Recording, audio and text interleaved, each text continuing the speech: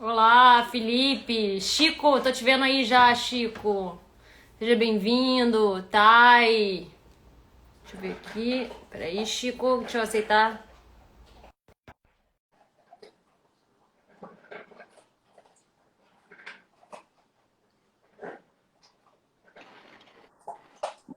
Oi, Flávia, Chico. Tudo bom, querido? Não tô te vendo, só tô te ouvindo. deve ser Agora deixa eu sim, ver agora agora sim, sim. mas que prazer, viu? Prazer meu. Ai, que Prazer, emoção. Nossa, é a prazer primeira vez que a todo gente tá falando assim. recíproco. Hoje a gente pois é, e nós temos aqui o Barão, certo? Qualquer hora ele vai latir aí para fazer aquele contato com o Zuc. Ah, sério? É o Barão? Seríssimo. Barão é conhecido por todos os meus alunos porque sempre ele late na hora das minhas aulas online. Estamos aguardando então aqui. Ai, que prazer.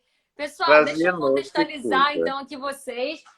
Na verdade, estou num momento de fortes emoções aqui, porque estou diante aqui de Fortíssimas. Francisco Leite, que é nosso autor. Em breve vai sair aí pelo selo Transversal, com Vovó é Louca. Inclusive, Chico, temos uma novidade aqui em primeira mão, que seu livro Opa! terminou de ser revisado hoje pela Bianca, então amanhã você já vai receber a Ah, revisão dele.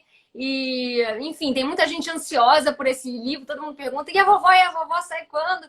Enfim, estou avisando aqui então em primeira mão que muitíssimo em breve, Vitório, querido, seja bem-vindo.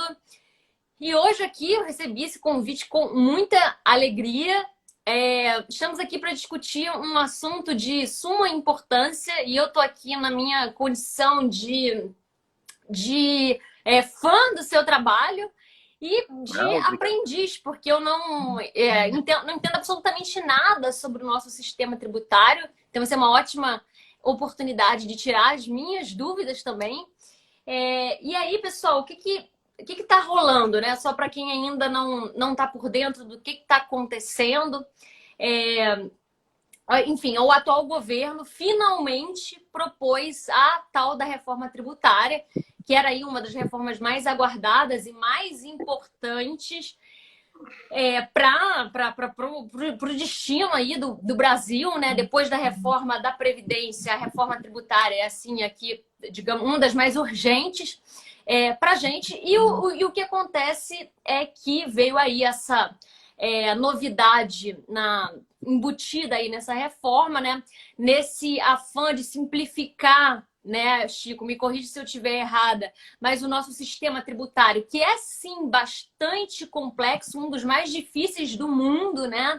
É, Injusto. profundamente injusto, né?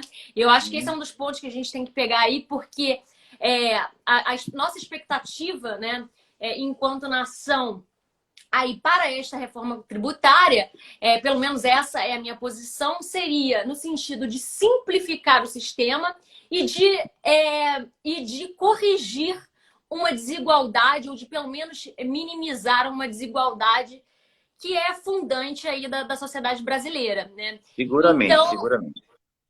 então, assim, o que está rolando, né, para quem não está por dentro da discussão, é que nessa reforma que o Paulo Guedes propôs, nessa de simplificar aí os impostos, ele agruparia todos os impostos que a gente tem atualmente num único imposto, uma taxação de 12%, e com isso viria uma novidade que seria a taxação de todos os produtos, inclusive produtos que eram isentos dessa tributação, como é o caso do papel, do livro, do e-book, porque é entendido, inclusive pela nossa Constituição, que esses produtos são produtos culturais, né? E que a medida de essa isenção tributária é uma medida de inclusão, né? Que vai no sentido da inclusão. Ou seja, quanto mais você facilitar o acesso a esses bens, mais diferentes classes, especialmente as classes aí mais prejudicadas financeiramente,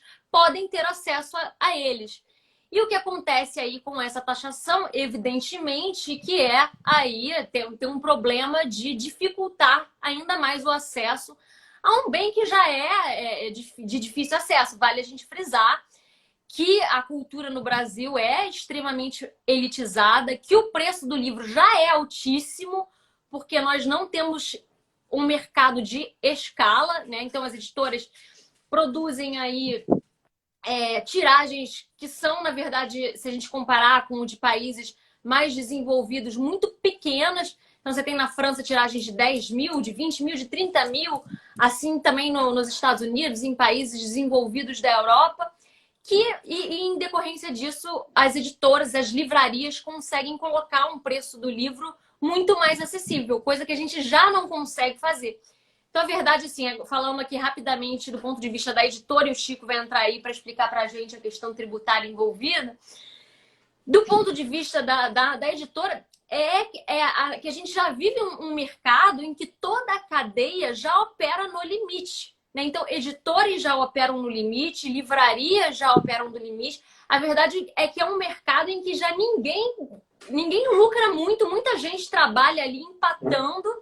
E você taxar um imposto, né, que vai aumentar o preço do livro, vai dificultar ainda mais, coloca de fato em xeque aí o nosso mercado. E sem contar, Chico, que essa é uma dúvida que eu queria também tirar com você, que não é só o impacto direto dessa tributação, mas eu entendo que aí vai haver uma reação em cadeia, porque uma vez o preço aumentando, você aumenta o custo de produção para a gráfica, para a editora, e empurra o preço do livro para cima. Então, as escalas que já eram pequenas ficam ainda menores, obrigando a subir ainda mais o preço do livro. E vai impactar vários profissionais, né, na cadeia, não é? Exatamente, exatamente. É isso, é uma reação em cadeia. Assim, que todo mundo opera já no limite.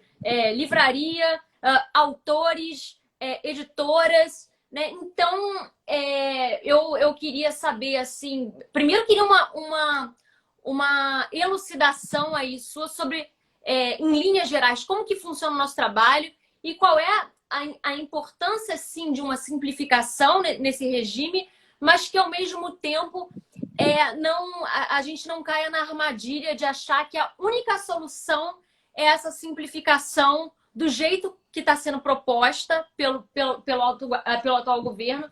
Então, essa é uma dúvida que eu queria tirar com você. A outra questão também que eu quero colocar, já para depois deixar você falando, é sobre essa questão distributiva que não foi corrigida na reforma, né? Então, a gente tem aí bancos, rentistas, que eu não vi nada, seguradoras, a cara de pau da criatura é tão grande que seguradoras não vão ser taxadas.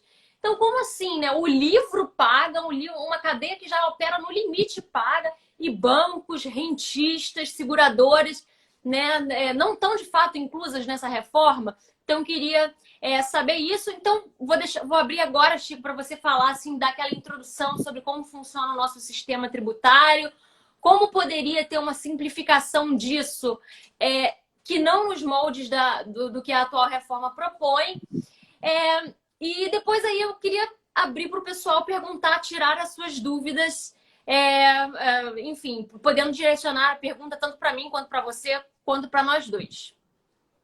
Ok. Bem, primeiramente, é uma honra estar aqui contigo, estar no Carreira Literária. Um grande abraço aí a Andressa, a Juan, a Olivia. A Olivia corta tudo que eu escrevo, essa menina.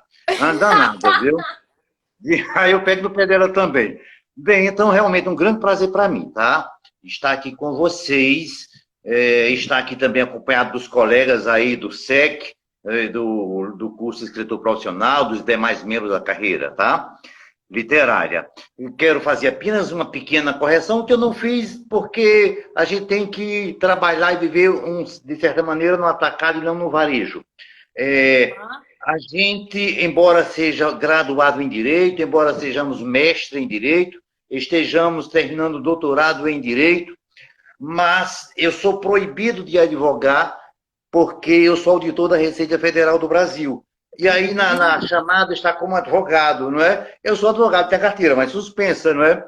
Só o próximo ano me aposento, vou ficar só na literatura e na consultoria, talvez, não sei. Então, sou auditor da Receita Federal, mas nesse momento, Flávia e colegas, eu não estou no papel de auditor da Receita Federal. Eu estou aqui agora no papel de professor de Direito Tributário e de colega de vocês. Portanto, o que eu digo é posição pessoal, não é da Receita Federal do Brasil. Tranquilo? Perfeito, perfeito. Dito isto, a gente pode já adentrar numa visão muito geral e rápida, embora a complexidade do direito tributário e do tributo em si seja muito grande, mas vamos ver o que a gente pode sintetizar. Mesmo porque eu parto da premissa que as pessoas que estão nessa sala, elas têm informações variadas, talvez a maioria não tenha um conhecimento mais profundo na área de tributação, e aí eu vou tentar nivelar muito rapidamente. Tá, então veja o seguinte, desde a formação dos Estados nacionais, finalzinho da Idade Média, não é? Esse Estado nasce patrimonialista, ou seja, se sustentando das suas próprias rendas e patrimônio. Mas, no evoluir da história, ele se torna um Estado fiscal. Hoje, desde o século XIX, final do XVIII para cá, cada dia mais ele se transforma num Estado fiscal, ou seja, aquele Estado que é sustentado com a receita oriunda do tributo. Certo. E esses estados todos, claro, eles normatizam essa atividade de tributação, criando um sistema tributário nacional para disciplinar as relações jurídicas entre contribuintes e o próprio Estado, que é o ente tributante. Então, nós conhecemos os chamados sistemas tributários nacional. Alguns países, essas regras de tributação, elas estão mais frouxas, elas estão sob a dependência do legislativo comum.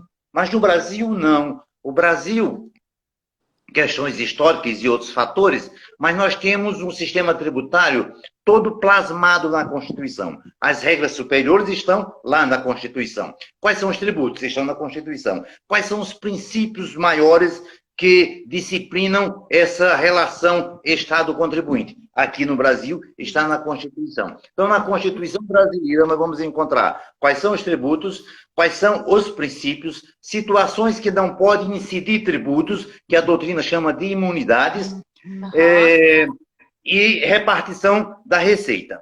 Pois bem, aqui no país, no nosso Brasil, porque somos uma federação, nós temos uma tributação, uma atividade de tributação mais complexa, porque nós vamos ter tributos federais, tributos estaduais e tributos municipais. E essa Constituição brasileira vai nos informar que 5 são as espécies de tributos. Nem todas nos interessam para o momento agora, que são os impostos, as taxas, as contribuições de melhorias, os empréstimos compulsórios e as contribuições sociais. Vamos deixar ao largo, porque não tem repercussão nessa cadeia de tributação na parte de livros, as taxas, vamos deixar fora os empréstimos compulsórios, vamos deixar fora também as contribuições de melhorias. Então, nos interessa aqui falar dos impostos e das contribuições, que são esses dois grupos de tributos que são pertinentes ao assunto. Bem, no que se refere aos impostos, a Constituição Federal, no artigo 150, inciso 6º, a linha D, diz que a União, que é vedado, que é proibido à União, aos estados e aos municípios, instituir impostos, observe que falou na palavra imposto, não na palavra tributo, que é gênero, impostos sobre livros, jornais, periódicos e o papel destinado... Você pode fazer a distinção conceitual entre imposto e tributo? Tributo é gênero. Por exemplo, tributo é imposto, é taxa, é contribuição de melhoria, contribuições, não é? E imposto é apenas uma espécie desse gênero tributo. Ah, certo. Tá? Muito bem. Então, essa dispensa constitucional de tributação para livros, jornais, periódicos e o papel destinado é tão somente para impostos. Ponto. Significa que, em tese, poderia e pode haver uma tributação para as outras, em relação a livros, para as outras espécies de tributos. Tá? Muito bem. Então, nós vamos ter no âmbito federal 7 impostos. O imposto de importação, imposto sobre a exportação, o IPI, o ITR, que é Imposto Territorial Rural, o imposto sobre grandes fortunas e o IOF. Desses daí, só vai incidir, ou em tese poderia incidir sobre o livro, o IPI, que é o Imposto sobre Produtos Industrializados, o ICMS, que é o Imposto sobre Operações de Circulação de Mercadorias, o Imposto de Importação e o Imposto sobre a Exportação. Poderia, em tese... livre de PIS e COFINS. Aí, por uma outra razão, que eu chego já já. Por enquanto, por razão de ordem constitucional, o livro está livre do ICMS, do IPI, do Imposto de Importação, do Imposto sobre a Exportação. Dentre os impostos, falta só colocar o imposto de renda, que ele é a parte, que eu explico já já, rapidamente sobre isso. Então, já está livre. Significa, Flávia, que qualquer alteração de tributação para impostos teria que ser através de uma emenda constitucional, uma proposta de emenda à Constituição, tá? Perfeito. Mas existem... Então, na verdade, é inconstitucional, é até mesmo inconstitucional essa proposta. Não, porque a proposta não altera impostos. Altera a legislação do PIS e da COFINS, que está exatamente dentro daquela outra espécie de tributos, que são as contribuições sociais. Entendi. É por isso que não há inconstitucional. A gente pode discordar da tributação, perfeito, mas do ponto de vista essencialmente jurídico não podemos dizer que haja uma inconstitucionalidade. É um projeto de lei que a lei pode disciplinar porque é no âmbito do PIS e da COFINS. Muito bem. Então, esse é o quadro atual. Agora, em relação ao estado de arte atual, além daquela imunidade para os impostos que eu já falei, e que não pode ser alterado só se alterar a Constituição, que não é o caso nessa proposta do governo, além disso, nós temos o PIS e a COFINS, criados historicamente desde 70, no antigo Fim Social, vocês são muito jovens, não se lembram disso, mas em 2002 nós temos a lei que cria o PIS, temos a lei 10.833 de 2003 que cria a COFINS, temos a lei 10.865 na incidência do PIS e COFINS na importação, tá? Isso daí poderia ser tributado? Poderia, mas a lei 10.865 colocou para livros alíquota zero. Exatamente, alíquota zero, exatamente. É alíquota zero. Na verdade, do ponto de vista essencialmente técnico-jurídico, há uma diferença entre isenção e alíquota zero. Mas aqui, para esses efeitos, a gente pode tratar como se fosse uma coisa só, embora não seja. Por quê? Isenção necessariamente tem que ser por lei. Alíquota zero, a lei pode, mas em determinadas situações até o Poder Executivo através de um decreto. Então, em resumo... Só uma dúvida, Chico.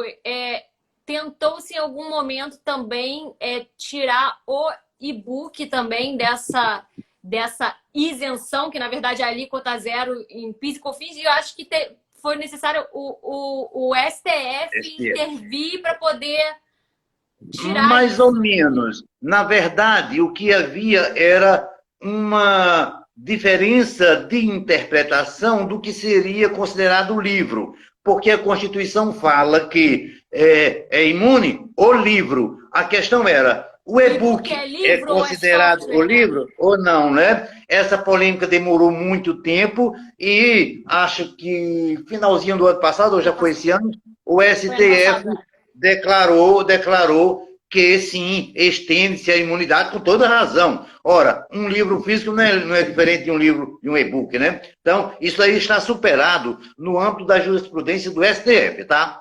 Então, em resumo, desconsiderando a atual proposta do governo, o que é que uma editora vai pagar? Ela não paga ICMS, ela não paga o IPI, ela não paga o imposto de importação, ela não paga o imposto sobre exportação, mas paga o imposto de renda. Por que ela vai pagar o imposto de renda? Isso é atualmente, né, Chico? Atualmente. Eu nem entrei na proposta ainda, entro já, porque ela é simples. Tá? Então, porque entendendo como está, facilita a outra coisa. Por que a editora paga imposto de renda se tem a imunidade? Porque toda a doutrina entende que a imunidade do livro é uma imunidade objetiva. O que é imune é o objeto livro, o objeto periódico, o objeto jornal, o objeto papel. Então, quando a editora 8,5 vende, produz um livro e vende, a incidência seria diretamente sobre o livro, por isso que a imunidade. Mas a editora 8,5 tem lucros. Lucro não é o objeto livro, e o imposto de renda incide sobre o lucro. Então, a editora 8,5, ela hoje está obrigada a pagar imposto de renda se obtiver lucro e a contribuição social sobre o livro. E pagaria também o PIS e a COFINS se não fosse a Lei 10.865, que colocou a alíquota zero. O que é com essa proposta do governo? Taxar o PIS e a COFINS em 12%. Transformando num único imposto, né, que tem um outro nome. A contribuição sobre bens e serviços. Essa contribuição substituía apenas o PIS e a COFINS. A tributação seria de 12%, mas sob uma sistemática do valor agregado. A rigor não é 12%, 12% total. Por quê? Funciona pelo sistema da não cumulatividade. Por exemplo, a editora 8,5, vamos supor que ela fizesse a produção própria, eu não conheço o sistema de produção de vocês, ela comprou papel, ela teria pago 12% sobre a compra do papel. Isso seria um crédito dela. Para quando ela fizesse o livro, agregasse um valor e o vendesse e tributasse 12%, da saída do livro, ela subtraía o IPI que pagou na compra do papel. Então, não dá exatamente 12, porque é um sistema não cumulativo. Mas, de qualquer maneira, dá um valor alto, muito alto, não é? Principalmente se determinadas atividades que têm mais mão de obra do que bens e insumos a serem incorporados, que talvez seja a questão das editoras e dos jornais. Então, em resumo, o que é que essa proposta do governo quer? Quer tributar os livros através de uma contribuição que substitui o PIS e a COFINS, que atualmente é a alíquota zero. Perfeito, perfeito. Então, a gente passaria a pagar, além do imposto de renda, esses 12% no lugar aí do que a gente tinha aí, essa alíquota zero no PIS. Aproveitando os créditos pelos insumos adquiridos e empregados na industrialização. Perfeito, perfeito. Está claro isso? Está claríssimo, claríssimo. Tá. Claríssimo. E aí que entra toda a preocupação, né? Eu acho que de toda uma cadeia de livreiros, de editores, de escritores, porque assim, eu até não sou contrária, não tenho um discurso de ser contra imposto por si só, né? Acho que é isso, numa sociedade, embora a gente possa criticar aí o fato de não termos a contrapartida dos impostos que a gente paga, sim. Né? A verdade é que se a gente comparar com outros países, com sistemas tributários de outros países desenvolvidos, a gente até, com relação ao imposto de renda, a gente até paga pouco imposto se a gente comparar, sei lá, com a Noruega, com a Suécia. Sim, é verdade. Você está muito antenada nisso daí. Porque, na verdade, se a gente tomar por base os países da OCDE, a nossa carga tributária ela não é uma das mais altas. Ela está girando aí em torno de 32% a 35%. A Suíça chega a 50%. O nosso problema é de outra natureza. Nosso problema é, o retorno. Nós não temos um retorno na aplicação, não é? Na oferta de bens e serviços públicos e de qualidade, e um outro também, um sistema tributário absolutamente regressivo, desigual. Observe, por exemplo, que nós teríamos umas outras alternativas. Vocês sabem que não incide o IPVA, IPVA é o Imposto sobre a Propriedade de Veículos Automotores, não incide o IPVA sobre embarcações de helicópteros. São Paulo, Flávia, absurdo. São Paulo é a cidade no mundo que tem a frota maior de helicópteros. Aham. Enquanto se você possuir o teu Fusca, você vai pagar o IPVA, tá? Outro exemplo, Claro. distribuição de lucro. No mundo, praticamente quase todo mundo, a distribuição de lucro da pessoa jurídica para a pessoa física é tributada. Aqui no Brasil, não. A carga tributária aqui ela é maior sobre o consumo do que sobre o patrimônio. Resultado, Aham. a pessoa pobre, que tinha pequena capacidade contributiva, termina pagando proporcionalmente mais imposto do que uma pessoa rica. Claro. Observe que, se você ganhar aqui R$ 5.000, você já está numa alíquota nominal de 27,5%. E se você ganhar 500 mil também, você está na mesma Tá na mesma 27,5%. alíquota. Isso não tem sentido. Isso Não não tem tem sentido. sentido nenhum. E isso não é tocado, pelo menos nesse projeto de Nessa. lei. Muito embora seja dito pelo governo de que pretende entrar nesses pontos. Eu quero só lembrar também que existem outras duas propostas de reforma tributária que mais abrangente, uma no Senado e outra lá na Câmara dos Deputados. Que eu acho que são propostas melhores, né? Que tentam Sim, mexer mais sim. nessa base. Outra coisa que também, pelo menos até onde eu sei, não foi vista é a questão da taxação sobre patrimônio. Então, Sim. acho que a taxação sobre patrimônio no Brasil é de 4%, é ridículo, que é uma das formas que a gente tem de tentar igualar um pouco a situação, né? Que vai passando essa desigualdade que vai passando de geração em geração. E o imposto de renda, o imposto sobre grandes fortunas. É verdade que, doutrinariamente, há uma grande discussão sobre isso, não Aham. é? Mas, de qualquer maneira, principalmente na época de pandemia tal, talvez fosse também uma alternativa, não é? Tudo bem se alega de que o capital poderia fugir do país. Aí realmente tem esse aspecto. Mas existem várias outras histórias. Você falou numa situação interessante. As instituições financeiras não vai ficar em 12%, fica em 5,8%. Há uma alegação técnica sobre isso, de que eles têm uma cadeia de valor, tem poucas possibilidades de créditos, certo? Aham. Diferentemente de uma indústria que fabrica biscoito. Mas me parece que também as editoras elas não têm muita, além do papel e tinta, eu acho que o restante é mão de obra. Então, acho que por essa Exatamente. razão não tem sentido. Outro aspecto, Flávia, que é um ponto sensível também, é a questão das igrejas, dos templos. Eu respeito absolutamente a religião de todas as pessoas e temos que respeitar, não é? Mas acho que isso é uma coisa privada de cada um Claro, que claro, financia suas igrejas. Na claro. medida que coloca um benefício fiscal para os templos, tem que descontar nas outras pessoas para pagarem. E descontar em livro e no processo de editoração me parece que é meio Muito, complicado isso. muito complicado, exatamente. Então não toca em pontos estruturais aí, né, que ajudam a perpetuar a desigualdade, que é um dos maiores problemas, inclusive, que levam ao alto preço do livro. Porque uma sociedade desigual, a maior parte das pessoas não tem dinheiro, mesmo que queiram, as pessoas que querem ler não podem, porque o preço do livro é alto, certo? Sim. Então, na verdade, é uma. E aí entra uma outra questão interessante que gerou muita polêmica, né? Que o Paulo Guedes veio dizer que uma das justificativas para poder taxar o livro era dizer que o livro é um produto de elite.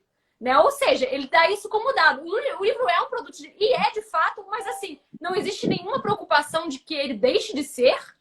Como assim, né? Então, acho que assim, esse é o primeiro ponto que levantou muita raiva. E aí ele veio dizer, de um outro lado, que para corrigir isso, ele iria, de um outro lado, dar livros para os pobres, né? Então, Qual tipo de livro? exatamente, que tipo de livro? Ou seja, é o governo que vai passar a decidir o que a classe, sei lá, B, C, D ou E vai passar a Vai ler. ler? É muito complicado, assim, Vai ser o principalmente. fundamentalismo religioso quem vai pautar o tipo de leitura? Com isso, Exato.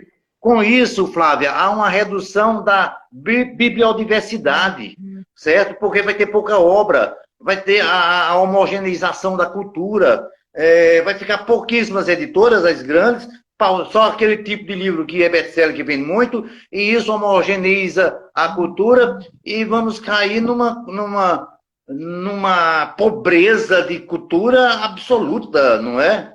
E Completo. perigosa do ponto de vista de ideologia, de massificação, de como as pessoas devem viver, não é? O livro é quem irradia essa energia para pautarmos a diferença das pessoas a ser respeitada, não é? Muito perigoso. Exatamente. Não, muito perigoso, sobretudo, assim, e perigoso e contraditório, né? Se a gente for parar para pensar, vindo de um governo que veio aí desde o começo se vendendo como liberal, né? Então eu achei muito complicado assim isso, né? Ah, nós somos liberais, mas a gente que vai decidir então o que o pobre vai ler, a gente que vai dar os livros que os pobres que vai decidir o que eles vão ler. E muito complicado também essa insistência do Paulo Guedes com a ICMS, né? Que vai totalmente na contramão da própria proposta de um governo mais liberal. Então, assim, não tem pé nem cabeça, mas eu acho que... Eu acredito que isso não vai passar. Eu acredito também. Não, eu acredito. Eu acredito que não vai passar. Todos nós entendemos alguns pontos que estão bem já fixados. Número 1, é preciso uma reforma tributária. Número 2, isso é um consenso, certo? É um consenso. É preciso uma reforma tributária que tenha assento na simplicidade da tributação. Mas lembrando que simplicidade de tributação não significa necessariamente imposto único, porque a diversidade das atividades econômicas, a diversidade das capacidades contributivas das pessoas, a diversidade de um país continental com contextos diferenciados, então é impossível ter essa simplicidade, mas que seja mais simples do que hoje em dia. 3, Perfeito. É preciso também se preocupar com a questão da justiça fiscal. E justiça fiscal se passa exatamente para tributar as pessoas segundo as suas capacidades contributivas, sem esquecer a necessidade de desenvolvimento do país. Perfeito, perfeito, perfeito. O que você acha, Chico? Agora perguntando aí uma opinião sua posição mesmo. Que itens você acha? Eu não conheço a fundo essas outras 2 reformas que estão circulando, mas que seria mais importante de ser revisto numa eventual reforma da Previdência? Quais os pontos assim que não poderiam deixar de ser repensados, pensando aí que a gente precisa sim de um sistema mais eficiente, mas que ao mesmo tempo, como você falou, precisa entender que nós vivemos numa sociedade desigual, que as capacidades são distintas. Qual você acha que seria o caminho aí para simplificar e ao mesmo tempo contemplar essa diversidade? A primeira coisa, começando logo pelo imposto de renda da pessoa física. Acredito que nós estamos num público que a maioria talvez já faça a declaração do imposto de renda. Ganhou acima de 28 mil e poucos no ano, já está obrigado a declarar o imposto de renda. Observem, aquela tabela progressiva do imposto de renda, para quem não conhecer, eu vou dizer agora, até 1903 e 98 é isento do imposto de renda. Acima de 1903, vai aumentando a alíquota, começa em 7,5%, depois vai para 15%, 22,5% e 27,5%. Ou seja, se você ganhar 5 mil, você já está em 27,5%. Então, tem que elastecer essa progressividade para diminuir embaixo e aumentar em cima. 2. Então, essa tabela... Chico, só uma pergunta, então. Ninguém paga mais de 27,5%? O cara pode ganhar 500 mil? Pode. Pode ganhar porque 500 vocês mil que ele vai pagar. Pode. No máximo 27,5%. Isso. É verdade. Porque vocês são muito jovens, mas antes de 88, a tabela do IRPF chegava até 45%, com alíquotas bem pequenininhas lá embaixo, entendeu? Isso não é absurdo, não. É absurdo do jeito que está hoje, ganhar, certo? Essa tabela do imposto de renda, Flávia, ela tem sido corrigida, mas não pelo índice de inflação. Existe um estudo do nosso sindicato dos autores da Receita Federal do Brasil, que é uma defasagem de correção nessa tabela de 92%. Isso significa dizer que se fosse corrigir aquele limite de isenção, que é 1.903 a 98, por 92, daria 3.000 e alguma coisa. 3.000 e alguma coisa ficaria isento. Hoje está sendo tributado em 15%. Como é que eu não entendi, Chico? Não entendi o final aí do raciocínio, que eu me perdi aqui nas perguntas do pessoal. Se houvesse a correção dos valores da tabela progressiva pelos 92%, então o limite de isenção subiria para 3.000 e alguma coisa. Esse 3.000 e alguma coisa na tabela de hoje sem correção está sendo tributado em 15%. Nossa Senhora! Só um pouquinho. Isso é nada, no imposto da pessoa física. Quem ganha 3.000 e pouco tem que pagar 15%, então? Tá. Se todos vocês entraram no Google, se vocês colocarem no Google aí, tabela mensal do imposto da pessoa física, vocês vão ter um ataque. Entendeu? Porque como eu pago, como o meu é pessoa jurídica, é outra tabela. Porque no seu caso, você recebe distribuição de lucro e talvez prolabore. O prolabore, você certamente recebe um valor pequeno por uma questão de planejamento tributário legal, não é? Então, a distribuição entra isenta para você, entendeu? Ou uma pessoa bilionária na distribuição de lucro sempre vai com isenção na pessoa física. Então, há um desajuste enorme na pessoa física.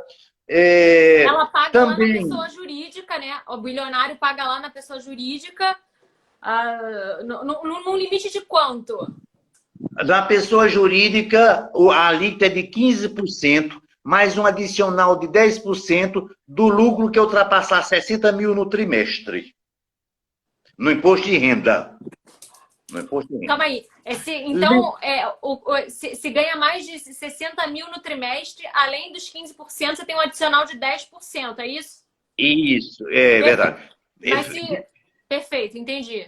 Mas se agora, lembre-se, se você for do Simples, tudo que eu falei não serve para as empresas que sejam no Simples Nacional, não é? A chamada microempresa e a empresa de pequeno porte. Então, para essas microempresas, é um sistema diferenciado, é uma outra coisa, é outra live, é outra coisa, tá? Agora, interessante, e teve uma pergunta que eu vi. Como é que fica a tributação do autor independente? Me parece muito importante para o público nosso. Chico, responda. Não é? Veja o seguinte, tem que levar em consideração se esse autor independente ele vende esporadicamente, e certamente não é, essa tributação é na pessoa física. Se ele ganhar acima de 1.903 no mês, certo? Até 1.903 fica isento. Acima disso vai para a tabela, que pode chegar até 27,5. Mas se ele vende com regularidade, talvez seja melhor ele pensar na possibilidade de criar um ME ou um MEI, não é? Uma pessoa jurídica, porque ele vai ser tributado como pessoa jurídica em valores inferiores à tributação na pessoa física. Então, você que é autor independente e que tem um volume um pouco já razoável, pense muito bem com um contador essa questão aí da possibilidade de uma empresa, principalmente o MEI, e não da tributação como pessoa física. Mas ele vai ser impactado na medida que, né? Estou supondo aqui diferentes cenários de um autor independente. Suponhamos que você seja um autor independente, né? Porque a gente está chamando de independente um autor que ainda não é conhecido, que publica ou por uma pequena editora ou via autopublicação. Então, suponhamos que ele vai comprar, para você que é autor independente, né? Vai comprar os livros de uma editora para poder revender, compra com 40% de desconto e vai vender com preço cheio, que às vezes é uma forma que os autores encontram de ganhar um extra. Isso, por exemplo, vai ser diretamente afetado, porque o editor vai ter que repassar isso para o custo do livro. Então, o custo do livro, ao invés de custar, sei lá, R$40, passa a custar R$45. Ele, ao invés de ele pagar com desconto esse livro R$25, ele vai pagar R$28. Ele vai ter que passar, provavelmente, isso para o leitor dele também. Então, sim, impacta diretamente esse cenário também do autor independente. Lembrando também que teve uma outra pergunta que se relaciona com a questão do autor independente, são os royalties pagos. Então, a Amazon paga um autor independente X. Isso aí a Amazon ela já tem que reter na fonte, não é um imposto retido na fonte. É a tributação pela tabela progressiva. Eu estou falando esse independente, esse que põe a mão na massa, faz o livro e sai vendendo, tá? Perfeito. É esse aí que eu estou falando. O outro já sofre a retenção e não tem o que fazer. Entendi, perfeito, perfeito. Parece um pouco assim. E aí, pessoal, dúvidas? Dúvidas? Enquanto vocês aparecem as dúvidas, eu estou vendo aqui, vi, acho que a Adriana Tourinho, lá no lançamento do meu livro Pequeno Davi, falamos adoidado do livro Samba Canção. Vi aqui quem foi mais. A Olivia está aqui, essa menina tem as mãos de tesoura, certo? Ela deve estar com raiva de mim já. Quem eu vi mais aqui? A Dida Gomes, uma menina fabulosa, essa menina, como ela sabe comentar livros. Ela tem uma criatividade enorme, não é? Peraí, Chico, só um instantinho aqui que a gente teve um problema aqui interno. A Olivia está dizendo que o link do pessoal do CEP está com defeito. Não, só para passar aqui um recado. Beleza, Olivia, já passei aqui para ela. O Marcos Chico está perguntando se há risco de uma tributação em cascata com essa proposta. Não, na proposta... Pode terminar. Afinal, terminou? O livro sai da gráfica, vai para a editora, depois para a livraria, até chegar ao leitor. Eu acho que o efeito cascata aí é sobre o preço do livro, porque ninguém vai querer entubar esse prejuízo, especialmente, como a gente falou aí, numa cadeia toda que já está trabalhando no limite, né? Então, mas na essência dessa proposta já está a não cumulatividade, o efeito de não cascata. Por quê? A vende para B, que revende para C, que revende para D. Tributação em cada uma, mas em cada operação desconta o que pagou no anterior. E isso elimina o efeito cascata. Para falar nisso, a Olivia, meus parabéns por aqueles contos. Fiquei apaixonado. Ô menina para escrever bem. Ela corta até o dela, entendeu? Quem corta é a Olivia ou a Bianca, Chico? Hein? Não, isso é coisa nossa lá do grupo, nossa, é coisa interna. Nós temos um grupo paralelo. Um governo paralelo aqui. Agora a Bianca também corta tudo de amarelinho. Muito bom, pessoal. E aí, pessoal, alguma dúvida? Vamos deixar esses 10 minutinhos finais aqui para tirar dúvidas. Vamos ver. Eu acho é extremamente... Aqui está vender com nota. Deixa eu ver o que o pessoal está dizendo. Tá na cara que quem elaborou essa organização é rico, exatamente. E precisa, né, agradar determinados setores. A Luiz está dizendo aqui, a tabela do imposto de renda da pessoa física está defasada em mais de 30% há anos. O estudo aponta 92%, porque a correção nunca foi pela inflação. Caceta, meu Deus do céu. Jesus, deixa eu ver aqui. Exatamente, nem ministro tem. Liberal na economia do país. Exatamente. Eu quero lembrar para vocês que essa dispensa de tributos começou no Brasil na Constituição de 46. Era só o papel que era dispensado. Na Constituição de 67, na plenitude da ditadura militar, nem ela ousou fazer isso. E em 67, ao contrário, ampliou-se para os livros, os jornais e os periódicos, né? E a Constituição de 88 manteve. Olha, que interessante. Então, é inédita essa proposta aí do Paulo Guedes.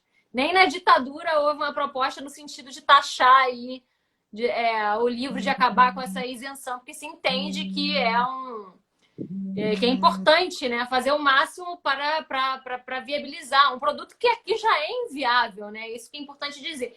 Outra coisa que me chamou a atenção também, né, e que aí eu acho que a gente vale a gente criticar o outro lado, né, por assim dizer, que eu não sei se vocês viram o Luiz Schwartz. Eu acho engraçado que sempre dão espaço para ele, né? Como se ele fosse a única voz aí dentro do mercado editorial. Mas falaram ali para o senhor Schwartz, deram um espaço ali, acho que na Folha de São Paulo. Aí ele escreveu ali um artigo indignado com a proposta do Paulo Guedes, mas me pareceu bastante curioso que a Companhia das Letras talvez seja a editora mais elitista do país, né? Em vários aspectos. Primeiro, se você comparar os preços da companhia, né, do livro, o preço médio do livro da Companhia das Letras com o da Record, com o da Intrínseca, com o da Rocco, ele é certamente o mais caro, né? Ele é o mais caro.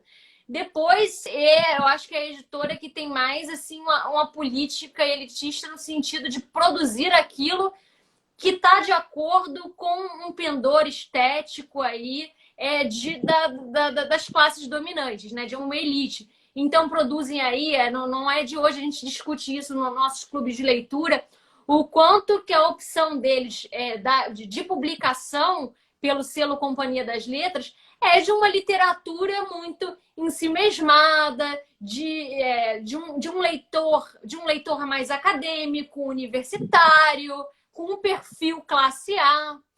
Então, me pareceu complicado também, né? Essa fala vindo do Schwartz, né? Essa indignação toda aí com relação ao elitismo aí da medida do Guedes e tudo mais, vindo do Schwartz, né? Não sei o que vocês acharam, né? Então, ele veio aí e fala... porque me parece assim que é um ponto cego, uma espécie de falta de autocrítica, né? Tem que ter um Twitter. Tem que ter o quê? Um Twitter? A Andressa falando que eu tenho que ter um Twitter. Então, não sei o que vocês acharam, mas para mim me soa incômodo, né? Aquilo ali vindo do Luiz Schwartz, né? Enfim, a gente sabe aí a história da Companhia das Letras, que sempre teve aí o Itaú por trás, patrocinando a Companhia das Letras, as iniciativas da Companhia das Letras, sabe aí o corporativismo, o benefício sempre das mesmas pessoas, dos editais e tudo mais. Então, ele vi também com esse discurso de que, né, criticar a medida é justa, mas não fazer a própria autocrítica do quanto que ele aí como um agente importante da cultura, como uma editora talvez mais influente, especialmente dentro do campo da ficção, que é aqui o que mais nos interessa, não fazer uma meia-culpa, não fazer uma autocrítica, me pareceu complicado também. Não sei o que vocês acharam, mas eu fiquei bastante incomodada com a fala aí do Schwartz. O que você está falando aqui? Eu não vi a fala dele. Ele fala, enfim, ele critica essa postura do Paulo Guedes aí, que ele ressalta esse aspecto contraditório de um governo aí que se diz liberal na economia e que vai meio que tutelar, e estaria meio que tutelando aí o que o consumidor escolhe, mas ao mesmo tempo ele elitizou, ele foi um agente que contribuiu para elitizar o livro. Para elitizar o livro, não tem outra palavra, não tem outra. O pior de tudo é porque ver o seguinte, vamos partir do pressuposto que ele esteja certo. Hoje o livro é de elite, só quem consome é elite. E vai ficar pior, então, né? Exato, exatamente. Se passar, fica isso. pior, não é? O discurso é completamente absurdo, é do tipo, cara, o livro é um produto de elite, já é um produto de elite mesmo, então que continue sendo, pra que pobre precisa ler? Pobre não precisa... É isso. Cara, a mentalidade do cara... E assim, essa é a menor vergonha. Hoje... percebe que é exatamente o mesmo raciocínio que leva ele a dizer essas empregadas domésticas hoje querem todas ir pra Disney. É isso, o pessoal não pode querer ler. Não pode querer ler, consumir ficção. Não pode querer consumir um bem cultural. Não pode querer se educar. Porque, óbvio, para eles... a universidade, a educação é uma coisa completamente desimportante. Vai muito na direção desse discurso neoliberal, né?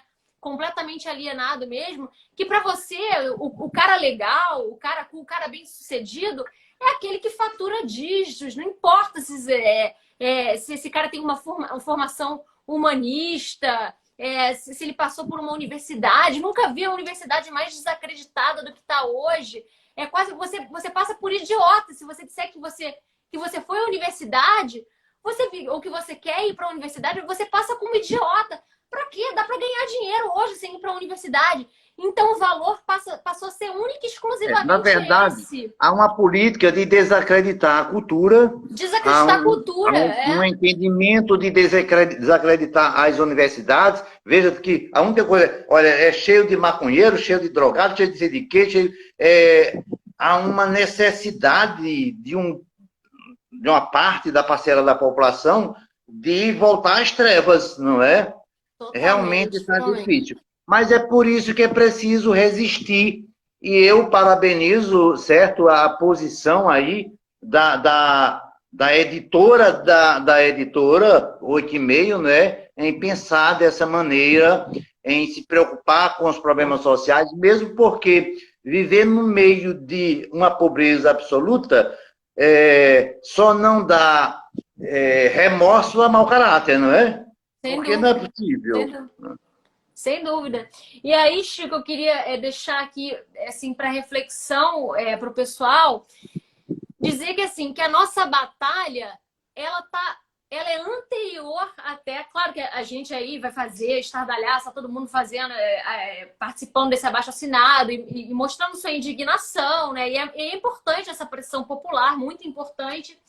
Mas é importante também dizer que o nosso desafio ele é anterior, né, a resistir a essa proposta aí de taxar o livro.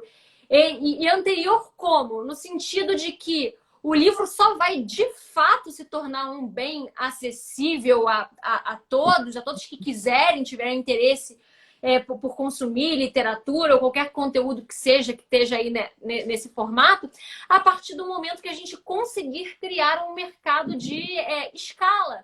Porque isso, hoje, no Brasil, não se tem a cultura da leitura. Não existe, assim, esse anseio, ele historicamente, ele é muito pequeno e ele é cada vez menor. E especialmente para nós aí que somos escritores de ficção, então ele é ridículo. O leitor de ficção, acho que menos de 2% da população consome ficção. Então, assim, a gente tá o nosso é por isso que o preço do livro é tão caro. Isso que as pessoas não entendem. Ah, por que o preço do livro no Brasil é tão caro? É má fé das editoras, é má fé das livrarias? Não, não é. A cadeia toda trabalha no limite já. O livro é caro porque ao invés de a gente ter uma demanda de 30 mil, de 50 mil, de 100 mil livros, a gente tem demanda por 1.000 livros. Tem livro que sai da gráfica com tiragem de 1.000. Como que você consegue lucrar com isso, né? Você tem que pagar o autor, você tem que pagar a gráfica, você tem que pagar, enfim, transportadora, percentual de livraria. A margem de lucro da editora é de 10%, às vezes 8%, 5%. Então, você coloca isso em 1.000 livros, você não paga nem os seus funcionários. Eu vi uma observação que ela tem o seu fundo, embora ela não esteja certa 100%, mas ela tem o seu fundo de verdade. Ela parte do pressuposto, ora, acho que foi de um deputado aí, que eu acho que ele é o presidente de um grupo que se reúne para defender o livro, tá?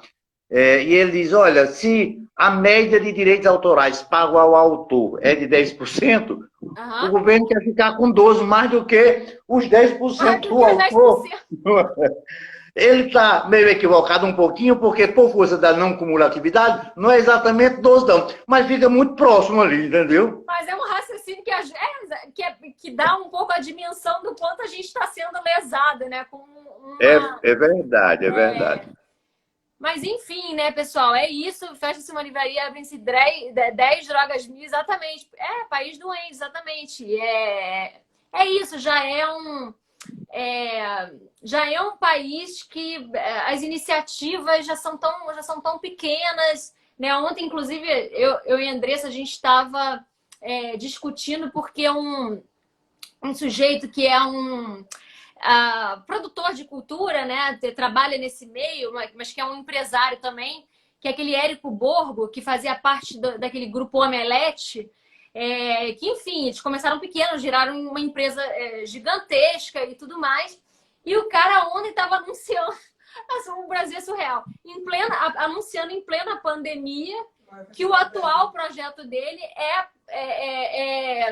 é fazer parte, foi criar o maior festival do Brasil, que consiste em levar cinema, né?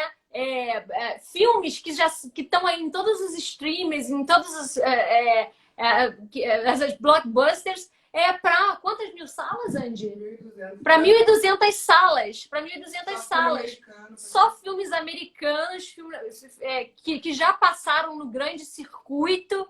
Enquanto você tem ali, sei lá, o Festival do Rio, que ano passado quase não pôde acontecer, porque... O Festival de Inverno de Campina Grande, reconhecido no mundo todo, não vai acontecer esse ano. Não vai acontecer, exatamente. Aí o cara vai, mas é isso, porque tem por trás grandes empresas, é a Disney lá fora, é a rede Cinemark aqui.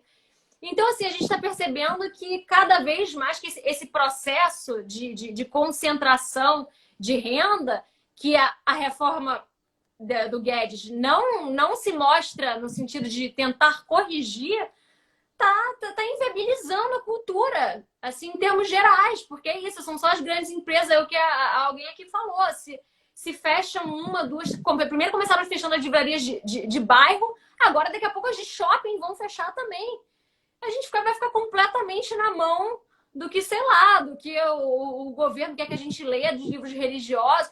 Eu não sei onde é que a gente vai parar. Eu realmente acho que a situação, a conjuntura geral é extremamente preocupante, né? É desesperadora mesmo, né, pra gente. Sempre, a nossa situação sempre foi desesperadora, essa que é a questão, né? Sempre foi desesperadora. Agora é assim, é um tiro de misericórdia, né? Mas vai passar e a gente vai resistir porque é preciso, só por isso, né? Exatamente. Porque precisa, porque enfim, um país sem cultura, é um país que não respeite os seus escritores, os seus artistas, está fadado ao completo fracasso mesmo, né? E é isso, a gente está aí na nossa batalha, né, Chico? Cada um aí no seu quadrado, cada um com o seu pouquinho, mas nesse sentido de tentar democratizar a cultura, de tentar democratizar o conhecimento. Eu acho que o Carreira Literária aqui existe com esse intuito, né, de tentar levar aí esse debate, essa discussão, essas ferramentas para quem quer escrever, para o máximo de pessoas que a gente puder. Te agradeço demais aí esse convite, de fazer essa discussão, porque é um assunto super complexo, né? Eu mesma aqui, acho que a gente pode fazer outras lives para poder tentar entender. Eu nunca entendi o sistema tributário. Se uma empresa que não tenha um bom contador está completamente ferrada, porque a gente não entende. Ferradíssimo, ferradíssimo. Ele tenta me explicar até hoje. Eu falei assim, mas Roberto, eu não tô entendendo isso aqui, essa taxa aqui, essa declaração que você me mandou, esse documento, o que quer dizer isso? Ele me explica todo ano ele explica e eu continuo sem entender, Chico. Então, qualquer hora dessa eu vou te pegar aí para Cristo para você tentar me explicar, ver se entra na minha cabeça, gente, porque não adianta, eu não entendo como funciona o nosso sistema tributário, é muito complicado. É verdade. Tá bom, minha querida. E já apareceu aqui o aviso de que em 1 minuto e meio a gente vai encerrar a live. Então, eu queria muito te agradecer, Chico, por esse convite, por esse esclarecimento aí todo. O Chico é um cara totalmente fora da curva, gente. O livro dele está chegando, eu estou muito feliz com isso. Em breve a gente vai anunciar aqui em todas as redes, mas, enfim, além de ser não é advogado, né, Chico? Mas é especialista em direito tributário, saca pra caramba, escreveu vários livros aí de mais de 3.000 páginas, só com 3.000 páginas mesmo para poder explicar o nosso sistema. E, pessoal, obrigada aí. Se vocês tiverem mais alguma dúvida, podem deixar no nosso direct que eu repasso para o Chico e depois coloco aqui a resposta nos nossos stories. Brigadão, então, e estamos todo mundo aí junto para poder fazer barulho e continuar aí na nossa batalha de escrever, de promover a cultura e o conhecimento. E eu agradeço muito a você, tem pouquíssimo tempo, muito a você, a todos vocês, um grande abraço e pedir permissão a você para indicar para o pessoal aí o meu pequeno Davi, que está na Amazon. Estamos em segundo lugar na categoria Realismo Fantástico a semana toda, de 2 a 7, Fiquei todo feliz. O meu eu vou comprar agora, hein, pessoal? Comprem o pequeno Davi está estourando, graças a Deus. A Andressa disse isso e está acontecendo. Maravilhoso, maravilhoso. Muito obrigada.